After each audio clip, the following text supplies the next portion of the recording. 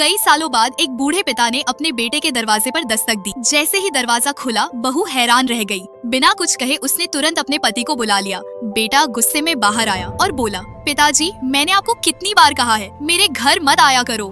पिता ने अपना दर्द बांटते हुए कहा, बेटा, मैं बहुत बूढ़ा हो गया हूँ, मेरे घुटनों की हालत बहुत खराब है, मुझे इलाज की जरूरत है, मुझे बस थोड़े पैसे चाहिए।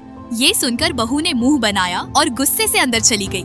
बेटा चिल्लाकर बोला, पिताजी, आपकी वजह से मेरी पत्नी नाराज हो गई, अब यहाँ से जाइए, हमारे पास आपके लिए कोई पैसे नहीं हैं। और उसने जोर से दरवाजा बंद कर दिया। टूटे दिल से बूढ़े पिता धीरे धीरे वहाँ से चले गए। फिर वह अपने दूसरे बेटे के घर पहुँचे।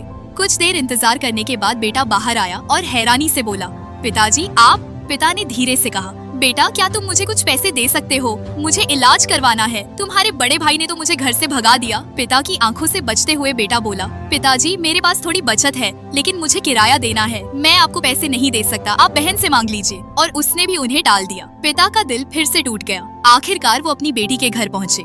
जैसे ही बेटी ने उन्हें देखा, वह दौड़कर गले लग गई और बोली, पिताजी, आप आ गए, आप कैसे हैं? आप तो बहुत कमजोर लग रहे हैं। पिता ने धीमी आवाज में कहा, बेटी, तबीयत ठीक नहीं है, इलाज और दवाइयों के लिए थोड़े पैसे चाहिए। बेटी ने तुरंत जवाब दिया, बस इतनी सी बात पिताजी, ये लीजिए पैसे, चिंता मत कीजिए, हम आपका इलाज भी करवाएंगे और आपकी देखभाल भी करेंगे, हम आपको कभी अकेला नहीं छोड़ेंगे।